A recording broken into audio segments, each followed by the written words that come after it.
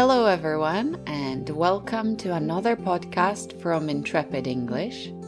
My name is Lida, and I'm an English teacher here at Intrepid English. Today, I'm going to tell you about which tenses should you use in OET writing subtest. Students are often confused about the differences between using the past simple and the present perfect in the OET writing. In this podcast, I will go over a few different tenses and how to use them in a referral or discharge letter. The OET's main focus is to test your ability to communicate effectively in the healthcare environment. This does not mean that grammar is not at all important in the exam. Using the right tenses in your referral and discharge letters can help you communicate information more effectively. On the other hand, using an incorrect tense could cause confusion. Make sure to check out our OET preparation course for more examples and targeted practice. Let's get started. First, we have the present simple. At the start of your referral, you may need to use the present simple to report simple facts such as the patient's name, age, and status. We use the present simple when we know the facts are unlikely to change. For example, the patient is 32 years old. The patient is allergic to latex. She lives alone. The past simple. Once you move on to the patient history and background information, you'll likely need to use the past simple. We use the past simple for actions that started and finished in the past. In the healthcare setting, we use the past simple for reporting isolated symptoms, appointments, etc. In the OET writing notes, you may see statements with time markers such as 2 days ago or last month or in 1995. We customarily use the past simple for such sentences.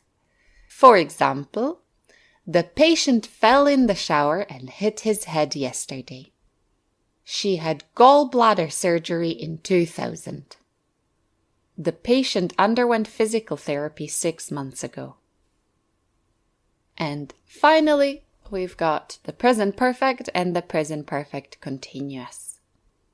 When describing the current situation of the patient, you may have to connect it to their state in the past. Present perfect can be used to describe a condition that hasn't changed or is continuing until the present. For describing symptoms and conditions, we often use the present perfect to connect the past to the present. You may also use time markers since and for with present perfect sentences. For example, the patient has attended physical therapy for the last 2 months. The pain level has remained stable since the patient's last visit. He has made a good recovery but requires continuous monitoring for the next 2 months. We can also use the present perfect continuous if we want to stress that the action is continuous or repeated. For example, the patient has been using over-the-counter medication for pain management. The patient has been suffering from severe nausea for 3 months. If you'd like a bit more practice with deciding which tense to use, please make sure to visit our website, intrepidenglish.co.uk, and check out the blog related to this podcast. As I mentioned before, we have a new OET exam preparation course. We've been working very hard to bring you this new course, and we hope you'll find it useful. Your success in the OET is not only about understanding the test structure and memorizing it. The OET is a skills test and tests how well you can apply your English ability in the healthcare context. By the end of this course, you will be closely familiar with the test structure and skills tested. You will improve your vocabulary range and grammar ability through guided and targeted practice. You will learn to express your opinions and communicate effectively. You will complete writing practice for specific purposes and receive feedback.